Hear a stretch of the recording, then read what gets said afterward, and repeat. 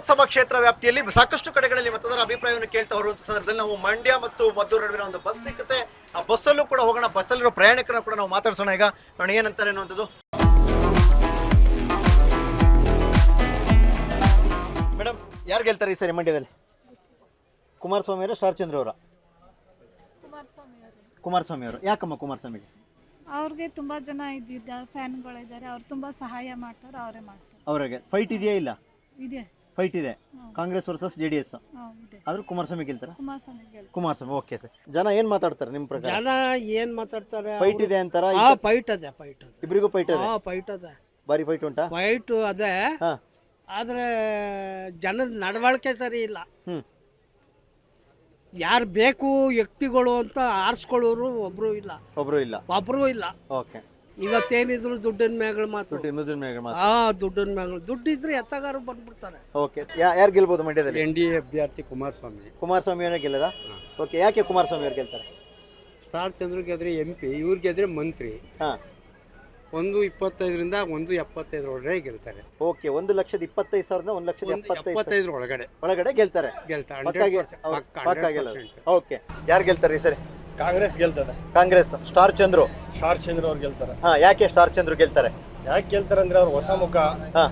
ಕೆಲವರು ಕೆಲಸಗಳನ್ನ ಮಾಡುವಂಗೆ ಕಾಣ್ತಾರೆ ನಮಗೆ. ಯಾಕಂದ್ರೆ ಈ ಸರಿ ಕಾಂಗ್ರೆಸ್ ಸರ್ಕಾರ ಬರ್ಬೇಕನ್ನೋ ನಮ್ಮ ಉದ್ದೇಶ ಇದೆ. ಈ ಸಂವಿಧಾನ ಬದಲಾವಣೆ ವಿಚಾರ ಬಹಳ ದೊಡ್ಡ ವಿಚಾರ.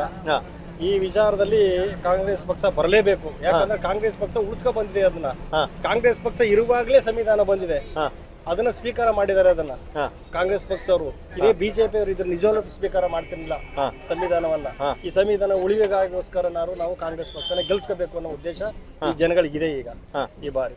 ಯಾಕಂದ್ರೆ ಒಂದೇ ಜಾತಿಗೋಸ್ಕರ ಸಂವಿಧಾನ ಇಲ್ಲ, ಎಲ್ಲ ಸರ್ವ ಜನಾಂಗಕ್ಕೂ ಕೂಡ ಅದು ಸಂವಿಧಾನ ಇರೋದ್ರಿಂದ ಕಾಂಗ್ರೆಸ್ ಕೈಲಿರುತ್ತೆ. ಅದು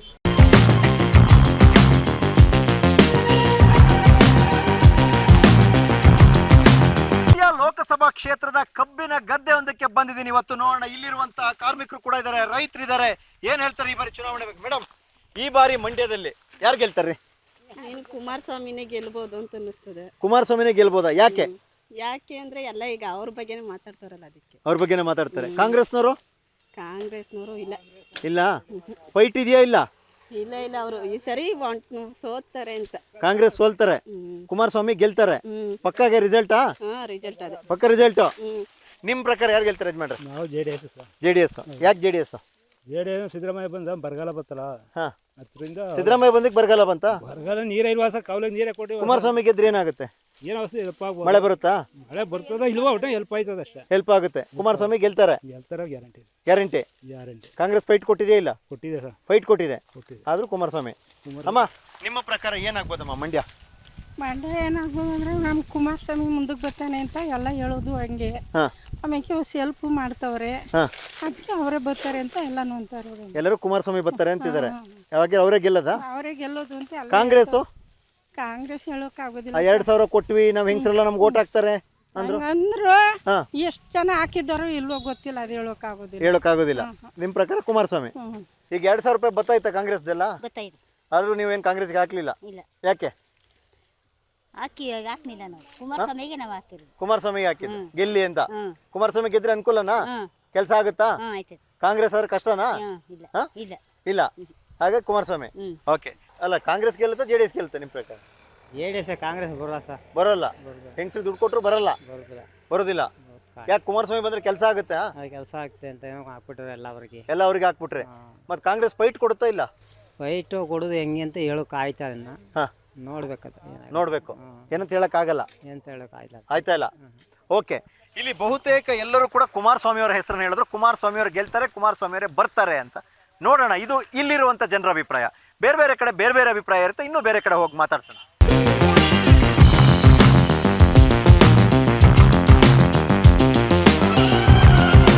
ನಾನೀಗ ಮಂಡ್ಯ ಲೋಕಸಭಾ ಕ್ಷೇತ್ರ ವ್ಯಾಪ್ತಿ ಇನ್ನೊಂದು ಹಳ್ಳಿಗೆ ಬಂದಿದ್ದೀನಿ. ಇಲ್ಲೂ ಕೂಡ ಸಾಕಷ್ಟು ಜನ ಸಿಕ್ಕಿದ್ರು. ವಿಶ್ವೇಶ್ವರಯ್ಯನವರ ಒಂದು ಸ್ಟ್ಯಾಚ್ಯೂ ಇದೆ, ಅದ್ರ ಬುಡದಲ್ಲಿ ಒಂದಷ್ಟು ಜನ ಇದ್ರು. ಅವ್ರು ಮಾತಾಡ್ಸೋಣ ಅಂತ. ಯಜಮಾನ್ರ ನಮಸ್ಕಾರ. ಸರ್, ಗ್ಯಾರಂಟಿ ಕುಮಾರಣ್ಣವ್ರು ಗೆದ್ದೇ ಗೆಲ್ತಾರೆ ಸರ್. ಒಳ್ಳೆ ಕೆಲಸ ಮಾಡ್ತಾರೆ. ಈ ಸರಿ ನಮ್ಗೆ ಒಳ್ಳೆ ಕೆಲಸ ಆಗುತ್ತೆ. ಮಂಡ್ಯದಲ್ಲಿ ಗೆದ್ರೆ ಅಭಿವೃದ್ಧಿ ಆಗುತ್ತೆ. ಆದ್ರಿಂದ ಖಂಡಿತವಾಗ್ಲೂ ಕುಮಾರಣ್ಣ ಗೆದ್ದೇ ಗೆಲ್ತಾರೆ ಸರ್. ಗೆಲ್ತಾರೆ. ಖಂಡಿತ ಸರ್.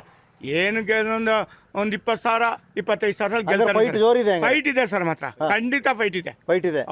ಮುಲಾಜಿದ ಫೈಟ್ ಇದೆ ಸರ್. ಕುಮಾರಸ್ವಾಮಿ ಗೆಲ್ತಾರ ಸ್ಟಾರ್ ಚಂದ್ರು ಗೆಲ್ತಾರ ಅಷ್ಟೇ? ಸ್ಟಾರ್ ಚಂದ್ರ ಗೆಲ್ತಾರೆ. ಸ್ಟಾರ್ ಚಂದ್ರು ಗೆಲ್ತಾರೆ. ಯಾಕೆ ಸ್ಟಾರ್ ಚಂದ್ರು ಗೆಲ್ತಾರೆ? ಅವರು ಅಂದ್ರೆ ಏನು ಗೊತ್ತಾ, ಇವ್ರು ನೋಡಿ ಕುಮಾರಸ್ವಾಮಿ ಏನ್ ಮಾಡಿದ್ದಾರೆ, 8,000 ಕೋಟಿ ತಂದಿದ್ರು, ಹಾ.